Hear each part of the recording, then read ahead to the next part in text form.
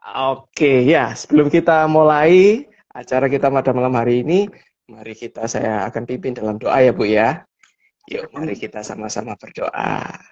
Selamat malam Tuhan, terima kasih untuk malam yang cerah yang Engkau anugerahkan pada kami. Terima kasih juga buat rekan-rekan yang sudah bergabung live bersama kami maupun nantinya rekan-rekan yang akan menonton siaran ulang ini. Kiranya Engkau memberkati setiap perbincangan yang kami bahas dengan santai, dengan rileks, biarlah itu boleh menjadi bekal dan menjadi berkat buat kami semua. Berkati acara ini Tuhan, dari awal, pertengahan, hingga akhir, kami mau serahkan ke dalam tangan-Mu. Kami tahu kami terbatas sebagai manusia, dan Kau juga berkati setiap peralatan yang kami gunakan. Ini kami Tuhan, kami akan memulai acara ini hanya di dalam nama-Mu, kami berdoa. Amin. Iya, gimana kabarnya Bu? Sehat Dia Tuhan.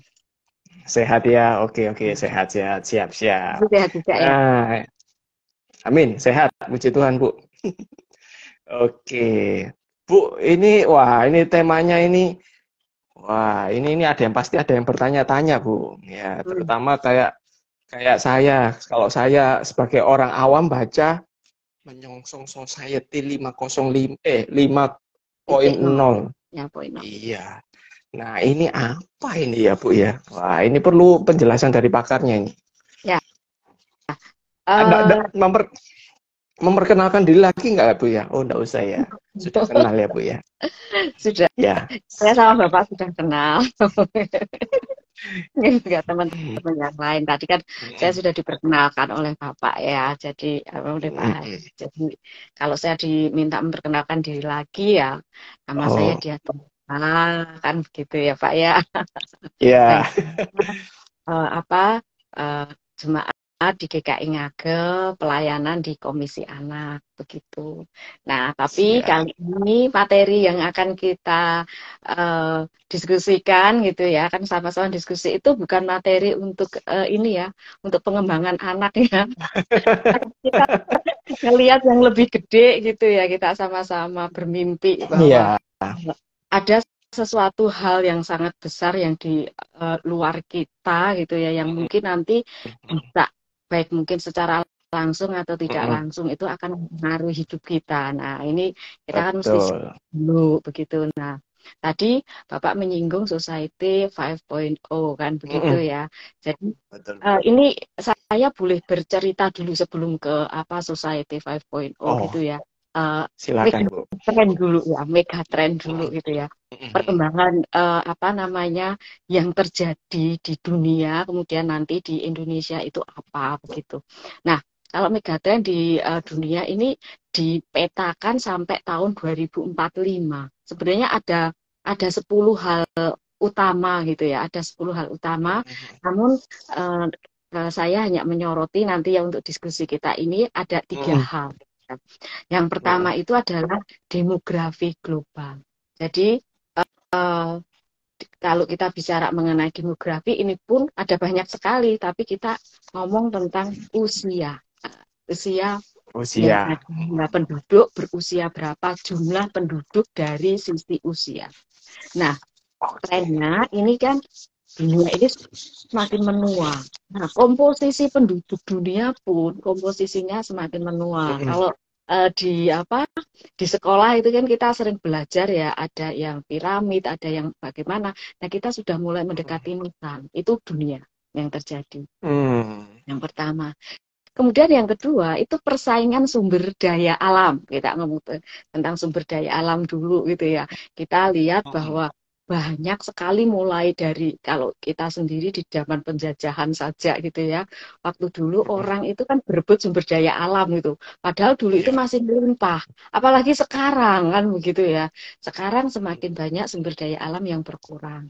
Terus terang sekarang ada banyak perang yang disebabkan hanya rebutan minyak, rebutan air Iya. bersih. Nah, itu kan sesuatu yang sebenarnya apa tapi ya itu yang terjadi gitu ya. Kok kayaknya Iya. kalau aku pikir nggak masuk akal, tapi itu yang terjadi. Nah, yang ketiga ini nanti yang menjadi apa mungkin nanti kita lebih detail lagi bicara ini adalah Mm-mm. kemajuan teknologi. Nah, kita kan sudah tahu ada Nah, kemajuan, ada internet, otomatisasi, terus ada artificial intelligence dan seterusnya. Nah, itu yang pertama dulu. Nah, tadi kan mm-mm. eh, Pak Hari kan ini apa sih Society 5.0 itu apa kan gitu. Nah, itu Mm-mm. Mm-mm. tatanan sebenarnya ya, suatu tatanan dari dunia ini yang itu yang diperkenalkan oleh Jepang, yang kehidupannya di Jepang untuk menjawab adanya revolusi industri 4.0. Sebenarnya seperti itu. Mm-mm. Jadi Mm-mm. kalau kita mau bicara revolusi industri itu kan panjang kan gitu ya. Tetapi Mm-mm. untuk menjawab adanya itu perlu adanya tatanan masyarakat. Kalau boleh digambarkan di dunia ini ada dua pergerakan. Yang pertama Mm. itu adalah pergerakan metode. Saya belum ngomong teknologi ya. Iya. Metode bagaimana cara manusia itu menghidupi diri ya secara global ini bukan bukan Mm-mm. perorangan. Nah, itu. Nah, yang kedua itu adalah tata cara atau alat yang digunakan. Sehingga kita bicara kalau alat yang digunakan itu bicara revolusi industri, kalau tatanan masyarakatnya kita bicara society atau memang kalau dalam bahasa Indonesia society itu kan masyarakat. Nah, begitu. Iya. Nah, itu Pak. Oh, gitu. Ya, ya, ya, ya. Semakin jelas gitu ya. Oke, oke, oke. Siap, Bu. Oke, ya. Ngomong-ngomong soal 2045 gitu ya. Oh, saya baru tahu ini, Bu. Baru ngeh. Ngeh itu maksudnya gini, Bu. Presiden kita yang sekarang ini Jokowi gitu ya. Ini bukan bukan tahun politik gitu ya. Kadang-kadang dia eh apa ngomong kalau oh kita nanti 2045 bangsa Indonesia bisa apa gitu kan ya. Oh Nah, nah, ternyata agenda dunia itu ada gitu ya Bu ya. nah, Memang. nah. Memang dipetakan gitu ya, rencana jangka panjang, rencana jangka pendek itu Yes. memang ada begitu ya. Harus mengerti. Oke, iya berarti kita ini sekarang ini sedang memasuki tahun revolusi industri yang ke 4.0 itu ya Bu ya? Betul, iya, Atau betul Pak. Jadi Kak, betul ya? gimana Pak? Oke, oke, oke, oke. Ya berarti kita masuk revolusi industri yang 4.0 gitu ya Bu ya. Iya, Nah betul. kalau misalnya di zaman sekarang kita ini apa Bu yang ciri-ciri yang mungkin bisa yang menonjol yang bisa diidentifikasi gitu ya Bu ya. Oke, Kalau di tahun ini nih Bu, ya, dibandingkan tahun-tahun yang lain gitu. oke. Jadi tadi kan saya menyampaikan ya Pak ya ada dua hal Mm-mm, yang selaras masyarakat dan juga mm-mm, masyarakat yang kita sebut society, kemudian mm-mm. teknologinya yang kita atau caranya Yes, yang kita sebut revolusi industri.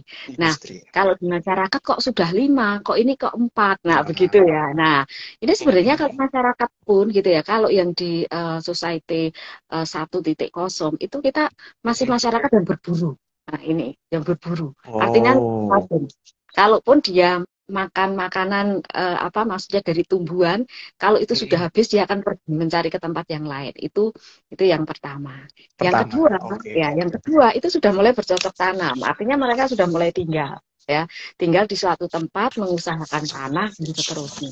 Nah, itu yang kedua. Nah, Dua. nah, ini yang kedua. Kemudian yang ketiga, mereka itu sudah mulai mengenal gitu ya, sudah mulai mengenal mekanisasi untuk membantu kehidupan mereka. Yang ketiga, Mm. ya. Kemudian yang keempat itu sudah sampai pada internet dan seterusnya itu ya, Oh, internet, komputer oh. dan seterusnya. Dan ini belum yang kelima karena yang kelima ini kan baru diperkenalkan itu di Jepang ya. Ini saya berhenti dulu sampai yang keempat dulu. Mm, mm, mm, mm, mm, mm. Ya, Oh, tetapi revolusi industri sendiri itu sebenarnya kalau disejajarkan dengan tatanan masyarakat itu pada tataran yang ketiga. Tataran masyarakat oh, no. Itu dimulai revolusi industri pertama. Itu di abad 17. Ya, revolusi industri. Tadi Oke. kan Bapak bertanya ciri-ciri utamanya apa di revolusi Yes. industri. Yang pertama itu mulai dengan mekanis ya, penggunaan mekanis untuk proses produksi. Nah, itu pertama kali Oh, kan mesin uap oleh James Watt ya pada abad 17. Ya, mesin uap. iya iya. Nah, ada mesin uap di situ sehingga banyak industri yang awalnya menggunakan tenaga manusia ini berubah dengan mesin-mesin Oke. mesin uap. Itu yang pertama gitu kan ya. Itu revolusi industri yang pertama. Kemudian yang kedua, 1 abad kemudian, ini lebih cepat kan dengan yang Iya. apa, yang manusianya, yang bergerak manusianya, ini lebih cepat, teknologinya lebih cepat gitu kan. Yang 2.0. Nah ini tadi kan ada mesin uap, ini sudah mulai ke listrik. Ya, kalau tadi kan masih uap, ini listrik. Jadi ada listrik yang dipakai, dan di sini sudah kepada jalur perakitan. Nah, kalau ciri utama yang di sini Henry Ford. Dari namanya kan pasti Bapak tahu ini apa ya? Mobil. Iya, mobil betul Mobil. betul. Sistem ban berjalan. Nah, saya itu kalau membaca ceritanya itu ya agak-agak bisa ya orang itu mempunyai pemikiran dari situ. Yang namanya Henry Ford itu punya pemikiran itu kenapa dia menciptakan perakitan ya sistem ban berjalan itu ngelihatnya dari apa? Dari penjagalan babi.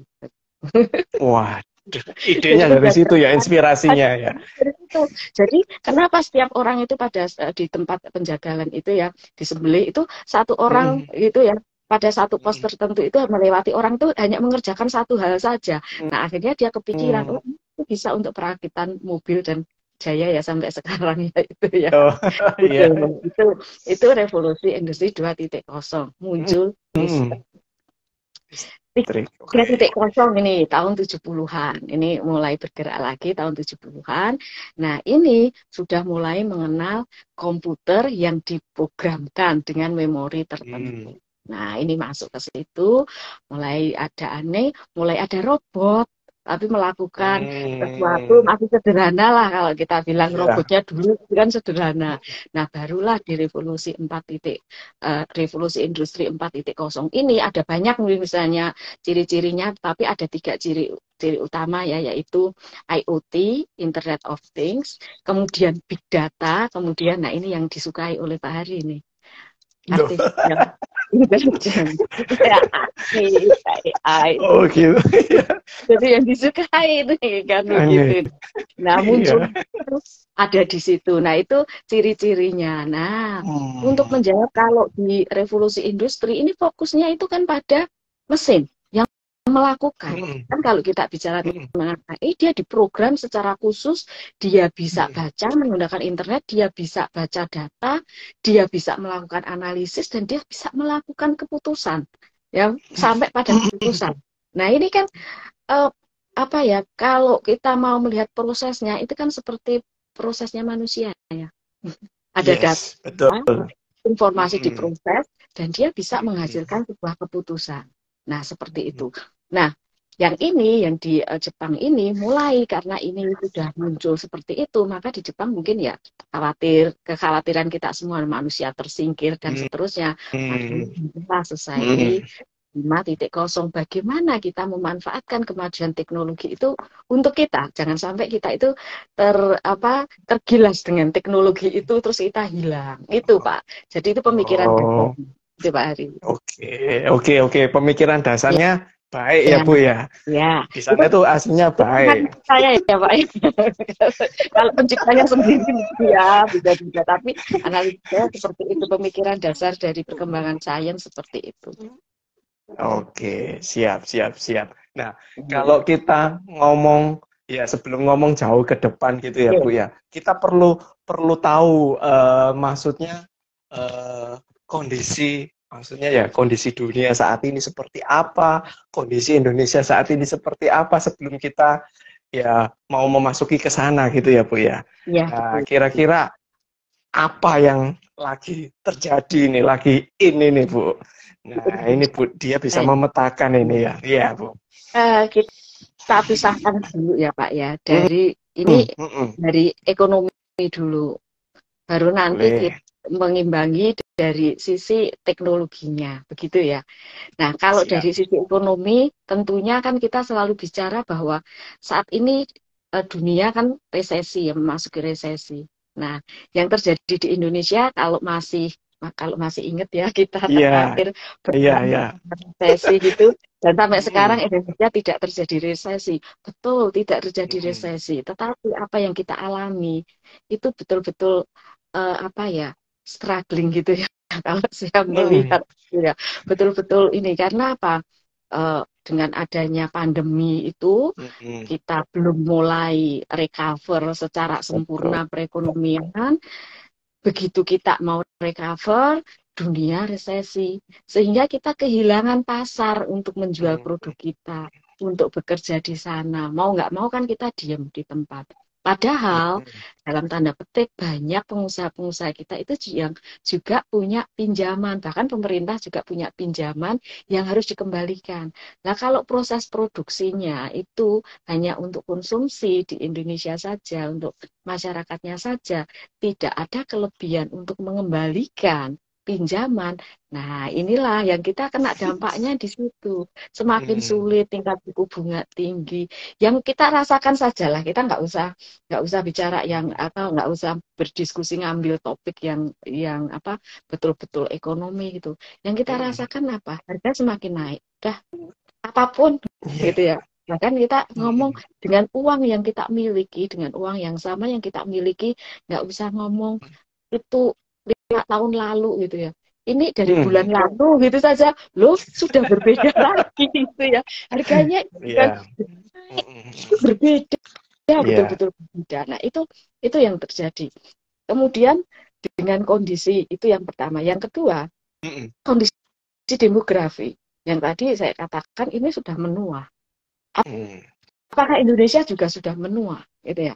Data demografi Indonesia untuk usia itu menunjukkan di tahun 2023 ini Mm-mm. jumlah penduduk yang berusia 65 tahun ke atas itu sudah lebih dari 7%. Banyak ya. Oh, 60. iya, Itu iya. ini terlepas dari semakin sehat, semakin ini ya, yang kita bilang jumlah.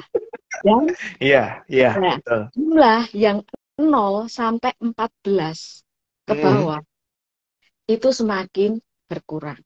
Berarti kita semakin It's- menua dengan kondisi Oke. sumber daya alam yang sedikit berkurang itu Mm-mm. tadi ya. Kondisi manusia dalam usia produktifnya yang semakin berkurang. Jadi Indonesia itu kan sudah, kalau kita mau ngomong dari dulu kita ngomong bahwa Indonesia itu kaya karena kita punya Iya. keuntungan komparatif yang negara lain nggak punya, yaitu jumlah penduduk yang besar, jumlah sumber Mm-mm. daya alam yang Mm-mm. ini sekarang sudah mulai berkurang, gitu kan ya. Wah. Mulai berkurang, Mm-mm. keunggulan komparatif kita sudah mulai berkurang. Nah, oleh karena itu mau nggak mau kan kita ini sudah nih gerak nih, apa teknologi yang akan kita pakai apa. Nah, Mm. karena sekarang ini memang revolusi industrinya itu sudah di 4.0, ya itulah yang akan kita adopsi dan sekarang sudah mulai diadopsi. Ya kan, kita Mm. tahu semuanya serba digital. Baru-baru ini kan Ya, kita ribut ya, ini ya, EKTP, habis itu betul. KTP digital, semuanya di mana-mana. Nah, itu kan sebenarnya gerakan-gerakan yang menunjukkan bahwa kita itu sudah memasuki era itu loh, begitu. Mm. Ya, ini yang Iya, terjadi. iya, iya. Dan kita Iya, iya, bahkan iya. pemerintah juga sudah sampai ke sana. Begitu Pak Ari. Mm-mm. Oke, oke, Bu. Ngomong-ngomong soal demografi tadi ya, Bu Nah, ya. Gitu ya. Kalau memang dari data sudah menunjukkan bahwa apa ya, lebih berkurang lah daripada tahun-tahun sebelumnya mm-mm, gitu ya, Bu ya. mm-mm, Oke. Nah, ini apakah sama dengan kekhawatiran negara-negara yang lain, Bu? Saya sempat baca artikel kalau mm-mm, memang ada negara-negara lain itu yang mungkin kejadiannya bisa serupa atau bahkan lebih parah gitu, Bu. Dalam mm-mm. artian ya yang usia-usia yang eh, yang muda itu sudah berkurang dan banyak yang tua dan di mana gaya hidupnya itu juga berbeda dalam artian mereka lebih ya saya kepingin hidup sendiri gitu ya, entah Iya. apa yang melatar membelakangi keputusannya, entah mungkin juga karena ada alasan memang yang ekonomi yang semakin sulit gitu ya, terus kayak biaya-biaya, entah biaya pernikahan atau biaya pendidikan yang semakin melambung tinggi, sehingga yaitu memutuskan untuk hidup sendiri, dan ini kayaknya menjadi satu kekhawatiran bagi tiap negaranya gitu Bu, sampai-sampai mungkin ada menteri yang dikhususkan untuk menangani kasus ini gitu Bu. Saya pernah baca seperti itu. Nah, apakah Indonesia seperti itu Bu? Atau bakal seperti itu atau gimana Bu menurut Ibu? Kalau yang kita bicara mengenai tren dunia memang iya, dan dua negara kalau boleh saya sebutkan yang mengalami hal itu kan Jerman dan Jepang ya. Kalau boleh saya sebutkan ya. Bahkan ini ada juga di negara-negara Eropa, itu juga sudah hampir semuanya begitu. Nah, yang di Indonesia memang belum sampai pada tahap itu, tetapi melihat tren, kecenderungan yang laju pertumbuhan penduduknya itu semakin menurun dan diperkirakan semakin menurun, khawatirnya akan mengalami hal yang sama di tahun 2045. Itu yang harus dipikirkan mulai sekarang. Jadi kalau yang dulu gitu ya, kalau pikiran simple saya gitu kan ada BKKBN ya, yang ada pemerintah ya ini BKKBN yang menangani bahwa itu 2 anak cukup. Mungkin ini nanti akan lebih, bukan 2 anak cukup gitu kayak di Malaysia itu 5 anak gitu. Jadi anaknya dipelihara oleh negara atau apapun lah, kebijakannya bisa jadi yang seperti itu juga gitu. Tapi kan kita juga nggak semena-mena seperti itu. Penduduknya ini masih banyak gitu, masih banyak PR lain yang mesti dilakukan ya. Saya kurang tahu pada prinsipnya bahwa kekhawatiran itu juga harus kita tandai sebagai sebuah bisa muncul seperti itu, karena dengan kecenderungan yang terjadi dan saat ini sudah semakin meningkat yang di usia tua dan semakin menurun di usia muda, bisa jadi kita punya seperti itu ya, bisa begitu. Iya. Jadi banyak sekali tantangannya Bu ya. Waduh, ya, kayaknya ini nggak madesu ya Bu ya. Nggak lah ya. Oke. Dan yang akan datang. Gitu ya. Semoga agendanya ini bisa bisa itu ya Bu ya. Yang terpilih nanti kelak ya, lebih baik gitu ya Bu ya. Oke. Siap. Itu kalau ngomong soal Indonesia sekarang ini ya Bu ya. Iya. Siap. Oke. Kalau dunia pun ya sama seperti yang tadi Bu dia sudah jelaskan ya Bu ya. Iya, megatrennya seperti itu. Makanya kita kan takut ke bawah juga gitu ya. Oke. Baik. Oke, sekarang kita ini bahas tentang ini Bu, apa namanya, yang revolusi industri yang keempat itu ya Bu ya. Nah, tadi kan istilahnya kalau boleh kan harapannya tadi kan supaya komputer atau ya semacamnya lah bisa membantu manusia gitu ya. Idealnya seperti itu. Tetapi nyatanya dan kekhawatirannya atau mungkin sudah dicoba gitu ya Bu ya. Nah, kayak yang tadi Bu dia sempat bilang kayak AI itu ya, artificial intelligence. Nah, itu ada plus minusnya gitu ya Bu ya. Ada pro dan kontranya gitu ya. Nah, kalau saya boleh membayangkan suatu film gitu ya. Film-film yang dulu kayaknya sesuatu yang imajinatif ketika kita melihatnya. Tetapi kok rasa-rasanya itu semakin nyata gitu ya. Bener, semakin nyata. Kayak saya ingat kalau boleh nyebut nama filmnya Bu ya, kayak iRobot gitu ya. Nah, di mana-mana kayaknya dunia ini akan suatu kelak ya itu kayak ketakutan gitu ya. Suatu saat kelak itu akan dikuasai oleh robot. Nah, manusia akan tergantikan. Nah, justru kayaknya robot ini kalau dihitung secara matematis gitu ya, kayaknya kok lebih menguntungkan ya, lebih efisien, efektif gitu ya daripada manusia gitu. Nah, ini gimana Bu? Kalau menurut Bu dia? Ya, kalau tadi bicara mengenai film-film gitu ya, kemudian sekarang ini menjadi nyata gitu ya di film itu. Sebenarnya kan kita kalau ngomong itu kan ngomong tentang big dream ya. Manusia itu akan tindak kalau dia punya mimpi yang besar. Nah, mimpi yang itu ditunjukkan melalui imajinasi manusia divisualisasi menjadi sebuah film. Ada Oke. inspirasi untuk mewujudkan itu. Nah, belajar dari pengalaman sejarah tentang sains gitu ya, tentang perkembangan ilmu pengetahuan dan teknologi, itu terjadi loh. Yang dulu itu hanya khayalan, sekarang sekarang terwujud. Nah, saya sih tidak tahu sampai seberapa jauh itu akan terpenuhi atau akan terwujud. Tetapi bahwa apa yang ada di dalam sebuah film tentang kemajuan teknologi itu suatu saat bisa terwujud. Kalau menurut saya kok ya bisa. Ya. Karena apa? Itu imajinasi seseorang.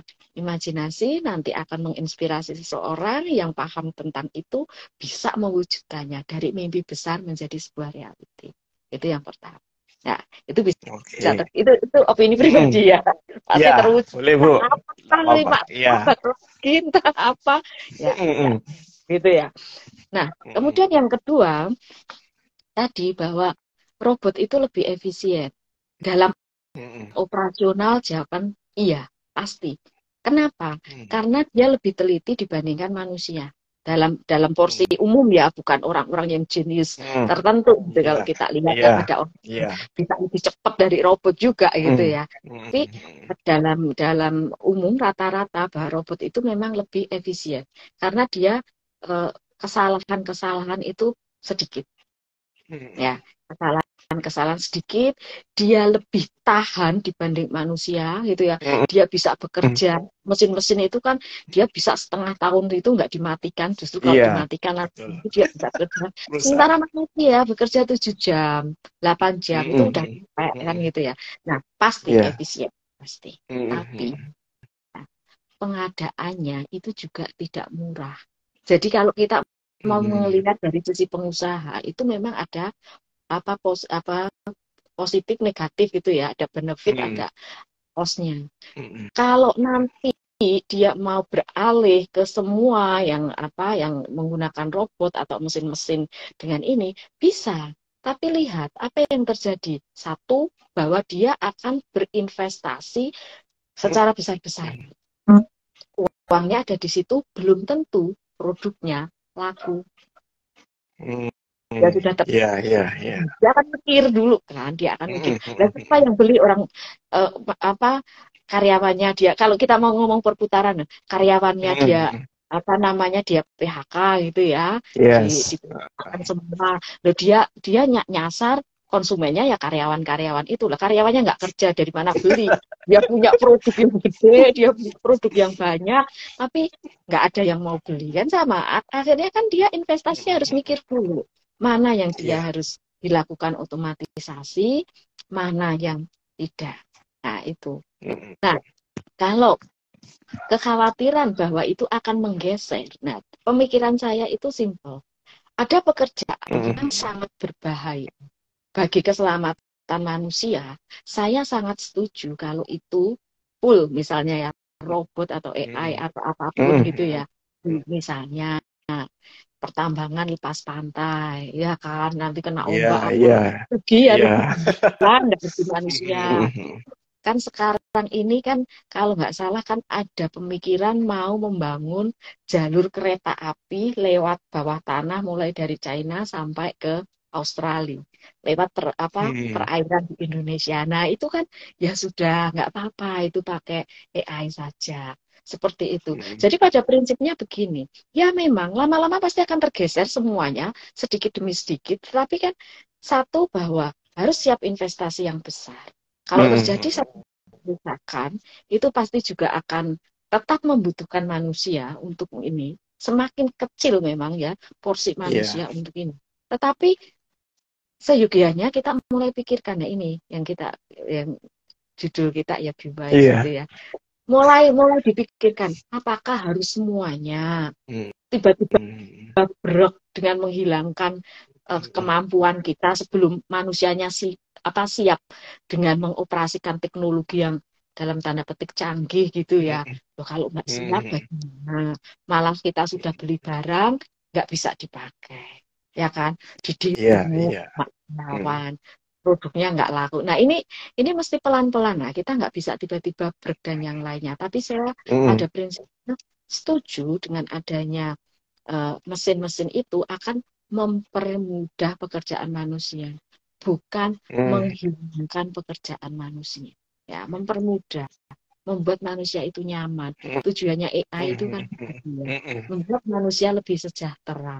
Nah, ini nanti konsepnya disamakan dengan konsep yang Society 5.0 itu tadi, bahwa Ya. alat mesin-mesin itu hanya sebagai alat supaya kita itu lebih nyaman.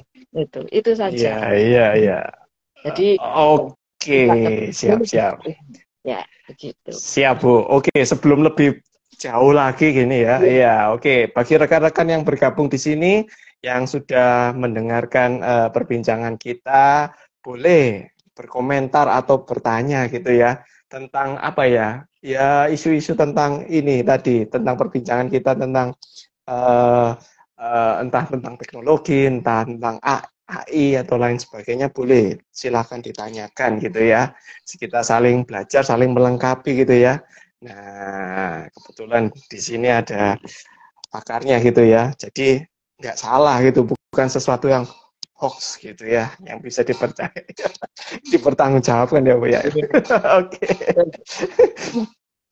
Oke, oke, boleh, boleh silakan tinggalkan di kolom komen gitu ya. Nanti saya akan membacakan nanti dan Bu Dia yang akan langsung menjawabnya. Oke. Ya Bu, ngomong-ngomong soal AI gitu ya Bu ya. Ya. Nah itu tadi kan ngomong soal robot ya Bu ya. Gak usah Mm. jauh-jauh robot. Sekarang mungkin belum sampai robot itu bukan sesuatu yang umum untuk zaman sekarang gitu ya. Nah sekarang yang setahu saya yang sudah agak menjamur itu kayak ini. Ibu tahu ini, ChatGPT ya. Atau apa ya, AI apa gitu ya, ChatGPT atau apa gitu ya Mm. Bu ya. Yang istilahnya ya mungkin sistem atau gimana. Nah, itu bisa kayak kita chat, itu bisa direspon, kayak kayak ngomong sama orang, sama operatornya gitu, Bu. Nah, bisa kayak manusia gitulah. Nah, itu kan kadang-kadang apa ya? Ya itu bisa ya kalau mungkin saya nggak tahu sih seberapa mahal gitu ya investasi misalnya ke arah sana gitu ya. Mm. Nah, tapi orang-orang sudah perusahaan itu sudah mencoba itu gitu ya. Mm. Apakah itu mahal apa enggak atau memang Mm. murah ya tidak tahu lagi. Mahal murah itu mungkin tergantung ini Bu ya. Kalau jarang mahal. Jarang itu Mm. dalam arti ya mungkin anggap contoh misalnya mobil listrik gitu ya Bu ya. Nah, Mm. sekarang mobil listrik itu mungkin jarang. Makanya mahal gitu ya. Tetapi ketika sesuatu mobil listrik itu sudah jadi umum, nah sudah di apa namanya? di dicetak di pabrik gitu ya, sudah banyak orang yang anu, nah nanti bakalan jadi murah. Benar Mm. gak seperti itu Bu ya? Salah. Ya betul. Nah, Seperti itu kalau betul manusia ya. itu kan pasti harganya mahal. Tapi kalau kita bicara mengenai mobil listrik itu kan memang investasinya mahal yang tadi saya sampaikan itu investasinya kan mahal. Tapi Iya. pajaknya kan mahal. Mm-mm. Gitu. Iya, Ya, iya, kan iya, iya. ada Ya, hal ter- sebenarnya tergantung. murah. Iya kan pasti adanya. Terus tadi sekarang kan banyak sekali aplikasi-aplikasi Mm-mm. yang apa namanya dia bisa membalas gitu ya, membalas emosi kita. Mm-mm. Tapi kalau saya melihatnya itu eh, ada dua hal. Yang pertama bahwa dia itu tidak bisa menunjukkan emosi yang lengkap seperti manusia Manusia. pada umumnya. Oke. Itu satu. Bahwa tetaplah yang namanya kita itu ngomong bahwa manusia makhluk sosial itu tetap nggak bisa tergantikan oleh apa ya oleh mesin. Mm-mm. Jadi kalau misalnya kita mau bercakap-cakap dengan seseorang gitu ya, misalnya itu oh ini ada aplikasi chat kita chat aja, kita bisa ketawa-ketawa, kita pengen ini nggak dimarahin gitu, nggak diomelin dan yang itu kan nggak masalah. Nah ini kita nggak sedikit menyinggung ya apa yang Mm-mm. terjadi dengan generasi kalau kita ngomong kan generasi COVID ya, ya generasi COVID Mm-mm. itu Iya, iya. uh, jadi sekarang gitu. Nah, mungkin Pak Hari juga sudah pernah mendengar yang namanya apa, hmm, strawberry generation gitu Iya, ya. Ya, Nah, tahu Bu. ini produk-produk itu karena apa? Ketika kita itu dengan mesin, kita nggak suka, itu sedot. Matiin mesinnya, selesai. Hmm, Selesai perkara. ya, Apapun ya. gitu ya. Kita nggak suka, Mm, kita nggak ini kan kita bicara tentang relasi ya. Kalau tadi mm, kan mesin mm. sebagai alat bantu kita, tetapi ini kan mesin kita Yes. gunakan untuk menggantikan ya, menggantikan Mm, posisi interaksi dengan manusia ya. Nah, itu mm, mm, perasaan ya ini yang mesti nggak akan pernah apa nggak akan pernah bisa. Karena begitu nggak suka dimatiin. Kita sudah mm, mm. kita merasa aman-aman saja. Tetapi ketika kita betul-betul bertemu dengan seseorang, nggak bisa dong kita ngelihat seseorang kemudian terjadi Mm. percakapan, nggak suka ditinggal, nggak suka kan ada Iya, etik kan gitu. iya Nah, betul itu betul. yang mestinya dipahami. Nah, juga halnya dengan AI ini gitu ya. Memang itu banyak sekali terjadi yang orang yang antisosial gitu ya, betul-betul yang Mm, antisosial. Itu banyak ya. Banyak yang terjadi ya itu yang nggak mau pergi keluar, dia merasa sudah cukup dengan main game dengan cukup. Tapi lihat apa yang terjadi ketika orang terlalu banyak berinteraksi dengan hal-hal yang sifatnya mesin, kita manusia manusia yang kalah. Banyak sekali penyakit, banyak sekali orang yang akhirnya, mohon maaf ya, bunuh mm, diri, nggak kuat hadapi yang ada di luar, dan ketika dia berhadapan dengan mesin, dia merasa menang, tetapi ketika berhadapan dengan manusia lain, mm. dia merasa kalah. Padahal belum Iya. apa-apa. Nah, ini yang mestinya menjadikan perhatian kita semua gitu ya. Karena jangan sampai bahwa peran kita sebagai teman, peran kita sebagai orang tua, peran kita sebagai guru, peran kita sebagai rekan kerja itu digantikan oleh hal-hal yang seperti itu yang sifatnya mesin AI itu tadi. Ya bisa gitu ya, bisa saja gitu. Tapi itu jangan Mm, sampai gitu. Interaksi itu menjadi penting buat mm. saya gitu. Ya, itu Pak. Jadi Iya, iya. kalau sudah banyak dan itu memang bisa dan itu ya nggak apa-apa, tapi itu sebagai sebuah selingan. Ya, karena Mm, ketika ada seperti itu, dia bisa merespon, bisa. Dia bisa mm, mm. menunjukkan emosi tertentu, bisa. Dia bisa menjawab sesuai dengan keinginan kita, sangat bisa, ya kan? Kita nggak usah Mm, mesti mm. chat yang lain-lain saja kalau kita pakai Iya. ini. Ya kalau kita ngomong tentang ini ya, tentang sebuah produk ya, kita pakai Wish gitu ya. Di depan ada Mm, kecelakaan, tahu duluan dia iya, kalau ada iya, kecelakaan gitu ya. iya, Kalau kita iya, Anda salah, terbalik di depan. Nah, iya, pasti iya. itu juga itu kan sama Mm, juga dan sebenarnya dengan ini. Tapi kalau kita mm. ngikutin dia terus ya kadang-kadang dia salah karena apa? Data yang masuk belum tentu benar. Iya, Itu. iya, Jadi iya, iya, iya, iya. kalau saya sih masih berpikir tentang boleh bisa, tapi harusnya itu diarahkan pada membantu kita, bukan Oh, meniadakan sih. sesama manusia. Gitu Pak Ari. Siap. Oke, Bu. Iya. Ngomong soal kecanggihan teknologi kan Ya, kadang-kadang kita harus bijak ya, Bu ya. Bijak itu betul. dalam arti gini, Bu. Tergantung siapa yang memegangnya, Bu, gitu ya. Nah, Iya. kadang-kadang kalau memang dia di tangan yang tepat mungkin ya hasilnya bagus Betul. gitu ya. Celakanya ketika jatuh di tangan yang kurang tepat gitu ya. Dalam arti misalnya dalam tanda kutip misalnya kalau kecanggihan teknologi atau AI ini digunakan untuk hal-hal yang bersifat misalnya Bu kayak kriminal, nah gitu kan kayak hacker, pembajakan dan lain sebagainya itu kayak yang dunia-dunia hitam itu kan sesuatu yang mengerikan juga gitu ya Bu ya. Kalau memang sampai ya untuk mencuri apa ya kan katanya Ibu tadi kan ada big data gitu ya Bu ya. Nah, ngomong soal big data kan pasti banyak data yang di sana dan eh, di Indonesia pun kadang-kadang di perusahaan yang baru-baru ini yang saya sempat dengar itu kadang-kadang ada yang sampai kecurian gitu ya Bu ya. Contohnya kayak yang sempat viral itu kalau nggak salah eh, apa ya itu ya lupa saya yang pakai topeng itu Bu apa yang tentang pemerintahan katanya data-datanya pemerintah itu dibuka katanya disiarkan secara umum nah, kayak kayak gitu gitu ya nah ini ya menjadi khawatir juga gitu ya ketika kita misalnya apa namanya percaya kepada suatu perusahaan terus tiba-tiba perusahaan itu entah di mana diretas. Nah, misalnya kayak akun-akun kita, kayak akun medsos kita, dihack misalnya disalahgunakan. Nah, itu ya Bu ya, muncul kekhawatiran-kekhawatiran gitu ya. Betul. Ya, ya gini. Kalau kita bicara mengenai kemajuan teknologi ya, belajar dari sejarah dulu. Belajar dari sejarah itu kan kita ngomong tentang dinamit. Itu kan dinamit itu kan bagus ya. Tapi ternyata sekarang untuk mesin pembunuh sama saja kan gitu. Iya iya iya iya. Bom atom. Bom atom itu kan penemuan atom yang itu energinya sangat luar biasa sampai sekarang kita bisa pakai. Tetapi yang pada saat perang itu dia digunakan untuk membunuh 2 kota loh. Kan gitu ya. Iya. Sebenarnya sama juga. Kalau kita ngomong secara sesuatu yang fisik saja, peso, kita ngomong simple. Peso itu juga bisa kita pakai untuk hal-hal yang baik kan, tebang pohon kecil, apa-apa. Itu juga bisa membunuh orang.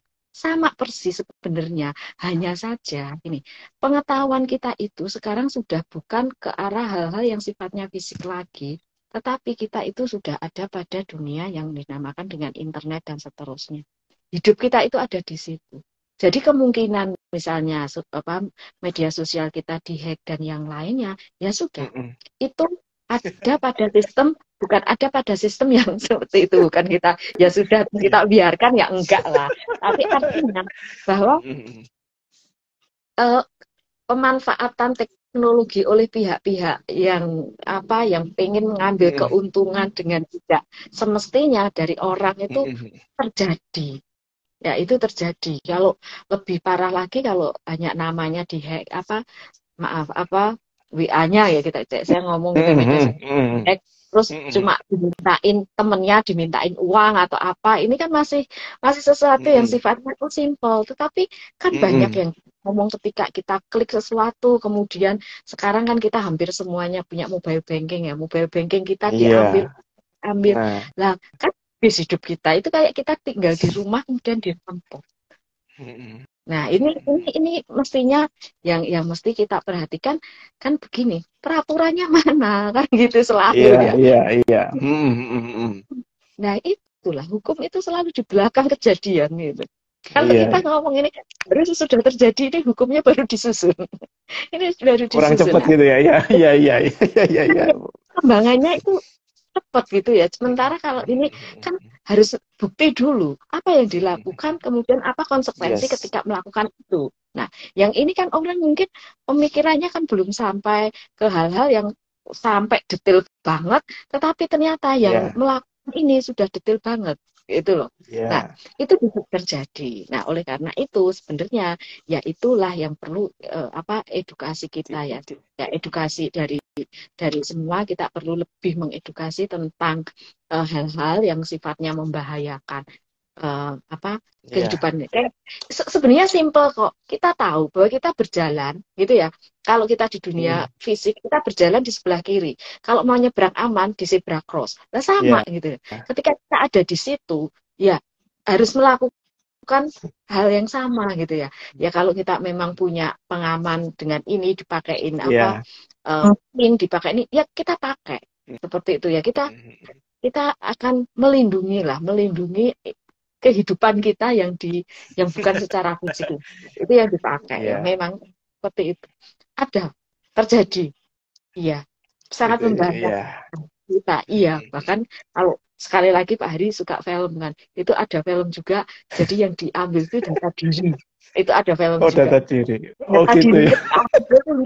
Dia itu nggak bisa kemana-mana karena dia itu bukan orang itu, padahal secara fisik dia punyanya orang itu. Jadi dia itu sudah dianggap fotonya itu dibuat itu film lagi. Itu juga. Jadi ketika dia itu memindai wajahnya itu dia dipindai sebagai ini malah buronan gitu. Jadi dia itu dicari-cari yang bukan. Iya. Sampai ini juga gitu ya. Itu terjadi Pak. Iya. Oke Bu. Iya.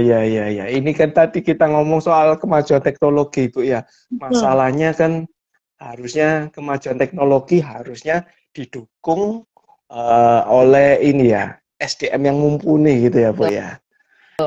supaya bisa menggunakan dengan baik gitu ya. Tapi nyatanya kadang-kadang ya kita nggak menutup mata gitu ya. Ada generasi yang di atas kita atau mungkin generasi saya pun kadang-kadang ada teman-teman yang istilahnya gaptek gitu ya Bu ya. Nah ini kelak nasibnya akan seperti apa ini Bu ya gitu ya. Nah kalau kita menghadapi realita contohnya kayak tadi Bu Dia sempat bilang kalau sekarang ini zamannya digital, misalnya ada eKTP gitu ya. Nah ngomong soal itu, nah handphone aja loh, biasanya cuma ketik dan telepon. Nah ini suruh eKTP pakai aplikasi dan lain sebagainya, tetap bengek. Wah, nah ini gimana Bu? Iya, ya. Yang pertama memang kalau kita lihat mega trend gitu ya, sekarang kita itu memang masih ada di dua dunia. Yang satu memang semuanya serba digital, yang satunya itu masih yang tidak. Nah, kita masih harus begitu. Nah, kalau misalnya tadi Bapak, yang saya, nggak apalagi saya, kan gitu ya Pak ya. Kita usia ya, betul. Usia ini yang bukan generasi milenial ini kan dikatakan bahwa kita itu numpang hidup di zaman mereka. Ya mau nggak mau kita ngikutin mereka gitu. Mau nggak mau kita mengikuti mereka. Nah, seberapa banyak kita harus bisa dengan mereka? Ya, saya pikir sebatas itu yang menunjang tentang pekerjaan kita, tentang kehidupan kita yang pokok-pokok saja. Nggak usah semua. Tapi apakah kita harus belajar? Iya. Nah, saya seringkali bergurau ini. Kita itu kan bisa pamer dengan handphone kita yang canggih, yang ada banyak aplikasinya, gitu ya. Nah, gitu ya. Handphonenya canggih. Ini saya tanya, ada berapa aplikasi itu yang biasa digunakan? Ada 10? Enggak, ada 5.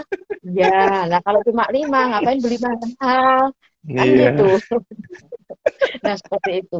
Tetapi terlepas dari itu, bahwa kita harus belajar, iya.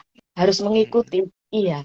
Tetapi tidak harus semua diikuti. Kita bisa melihat mana yang bisa, yang selaras dengan kita lakukan. Kalau memang itu tidak selaras, ya kan tidak apa-apa. Tetapi kalau itu selaras, ya harus. Nah, misalnya sekarang mohon maaf ya, WA-an saja tidak bisa. Itu kan ya, bagaimana gitu kan ya. Padahal semua lewat itu kan. Nah, memang harus seperti itu Pak. Jadi kita mau nggak mau itu harus belajar. Itu kita gunakan. Ya, jangan sampai kita itu ya Bu ya. Saya menjadi ingat ini Bu, kalau saya salah tolong dikoreksi gini Bu ya. Kata Menteri Pendidikan itu ya, Nadiem, Pak Nadiem gitu ya. Pak Nadiem sempat ngomong gini Bu, kita harus ikuti perubahan gitu ya Bu ya. Ketika kita nggak berubah, nanti suatu saat kelak kita akan punah gitu ya. Dalam arti mungkin punah itu tidak bisa mengikuti perkembangan yang cepat ini gitu ya Bu ya. Nah, ngeri juga istilahnya Bu ya, gitu ya Bu ya. Jangan sampai istilahnya punah itu bukan punah ya, atau gimana ya. Maksudnya jangan sampai kita ini ya dalam tanda kutip, kalau saya boleh ngomong ini, jangan sampai kita ini nanti istilahnya dibodohin gitu ya Bu ya, sama orang-orang yang istilahnya lebih pinter gitu ya Bu ya. Nah ini kan ngomong-ngomong soal anak zaman sekarang kan kadang-kadang lebih pinter ketimbang orang tuanya gitu ya Bu ya. Anak-anak saja dari kecil sudah familiar dengan namanya handphone misalnya gitu ya. Nah klik sana klik ini bahkan lebih tahu daripada kita gitu ya. Iya. Karena kalau kita takut salah, Pak, gimana nanti kembaliin? Kalau mereka kan nggak takut salah, kalau nggak bisa kembaliin. Oh iya, masuk betul sudah. Nothing tulus Bu ya. Ini kan sifat anak-anak seperti akhirnya mereka tahu semuanya.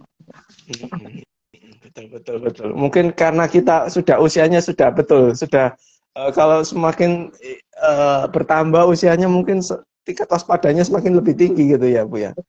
Mm-mm. Betul, betul, betul. Oke, Bu, tak terasa kita sudah hampir 1 jam kita perbincangan gitu ya Bu ya. Ya, Nah, sebenarnya cukup menarik ini.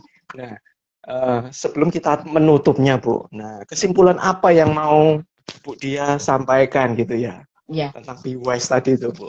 ya. Jadi, Monggo. jadi ada dua Pak ya. Ini saya melihat dari dua sisi karena kan kemungkinan siapapun gitu kita itu kan ada berada di sisi yang pertama yaitu sisi yang menciptakan teknologi itu. Ya, Mm-mm. ketika kita berada pada sisi yang menciptakan teknologi mestinya atau menggunakan teknologi secara masif gitu ya. Itu kita Iya. perhatikan bahwa perlu melihat kesiapan dari sumber daya manusia. Itu yang pertama. Yang kedua, kita tahu bahwa teknologi itu akan membantu pekerjaan kita. Jangan sampai terbalik, justru kita itu yang dikuasai oleh teknologi. Tetapi mestinya kita yang menguasai teknologi. Kalau dulu ya, Tuhan kan menciptakan manusia untuk menguasai dunia. Nah, dalam konteks sekarang, dunia ini kan teknologi kan termasuk yang harus dikuasai itu loh, Pak. Mm-mm. Jadi, jangan sampai terbalik gitu ya, jangan sampai terbalik Mm-mm. kita malah dikuasai oleh teknologi sehingga menghilangkan empati kita tadi itu. Kemudian dari sisi kita sebagai individu belajar Pak, belajar untuk lebih mengenal perkembangan teknologi.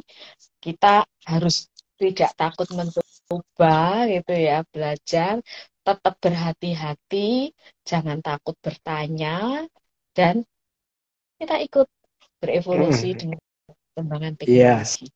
Ya, dengan adanya Yeah. seperti itu, maka ya dari dua sisi itu nanti akan klop Pak ketika ini memang kita sudah betul-betul bermigrasi kepada dunia yang betul-betul digital atau bermigrasi kepada betul-betul dunia yang AI itu, ya kita tidak tersingkir dan kita tetap sifat humanity kita itu masih muncul. Itu saja sih Pak. Jadi kalau saya Oke. bayangkan bijaksananya itu ada di situ ya. Kita mesti paham gitu ya tentang Iya, teknologi ini. iya, iya, iya, Bu. Setuju saya, Bu. Jadi nggak bisa ngomong soal yang pakai teknologi ya, Bu ya. Yang menciptakan juga harus berpikir gitu ya, Bu ya. Yang Sejauh menciptakan, mana dampak dampak yang menggunakan tetapi dalam sisi masif. Kalau Bapak tadi bilang pengusaha, ya jangan tiba-tiba karyawannya dipecat semua diganti teknologi gitu loh, Pak. Ya itu juga gitu ya. iya, iya, iya, iya, iya. Iya, iya, iya, iya, iya, iya. Jadi PR semua orang ini ya, Bu ya. Semua sisi ya, Bu ya. Dari yang Iya. menciptakan, yang menggunakan gitu ya, Bu ya. Iya, iya, iya. Bijaknya harus seperti apa? Jangan sampai kita menciptakan aslinya tujuannya baik, tetapi ya nanti realitanya justru tambah membahayakan atau mengancam ya itu. Betul. Wah, bahaya juga. Oke, siap Bu Dia. Terima kasih banyak. Semoga apa ya kesimpulannya Bu Dia yang bijak itu boleh ini ya, boleh jadi catatan gitu ya Bu ya. Nah, kelak mungkin kita nanti kalau ketemu lagi kita akan coba bahas gitu ya Bu ya. Tadi kan apakah seperti itu jalannya atau ada melenceng atau gimana gitu Bu ya. Kita lihat lagi itu ya, ada apa lagi. Iya, iya. Siap. Oke. Baik, kita akan akhiri acara malam kesaksian pada malam hari ini. Mungkin minta tolong Bu Dia tutup dalam doa ya Bu ya. Baik, mari kita berdoa. Dan Yesus, kami mengucap syukur untuk banyak hal yang boleh terjadi di dalam hidup kami pun pada kesempatan kali ini kami boleh berdiskusi mengenai perkembangan teknologi. Tuhan, biarlah apa yang sudah didiskusikan ini boleh menjadi pengetahuan bagi kami masing-masing bahwa kemajuan teknologi itu seyogianya menjadikan kami semakin bijak di dalam penggunaannya Tuhan. Dan kami juga tetap berempati terhadap sesama kami meskipun teknologi selalu berada di sisi kami dalam melakukan setiap pekerjaan kami. Terima kasih untuk pimpinanmu, pimpin kami selanjutnya di dalam setiap aktivitas kami, di dalam istirahat malam kami. Semua doa dan permohonan ini hanya kami aturkan di dalam satu nama, yaitu Tuhan kami, Yesus Kristus. Amin. Amin. Wah, terima kasih banyak Bu Ya, buat Bu. sharing-sharingnya, buat ilmunya gitu ya. Sukses Sama-sama. terus buat Bu Dia di tempat kerjanya maupun di Amin. pelayanan gitu ya. Amin. Bagi rekan-rekan yang lain, terima kasih juga yang tetap setia dari awal sampai akhir maupun rekan-rekan yang nanti akan menonton siaran ulang. Jangan lupa tetap tonton terus Malam Kesaksian Online minggu depan, tentu dengan topik dan pembicara yang menarik lainnya. Oke, terima kasih Bu Dia buat kesempatannya. Terima kasih. Sampai ketemu di lain waktu ya Bu ya. Thank you, thank you. Terima kasih, Tuhan berkati, Pak. Tuhan berkati, sama-sama Bu, makasih.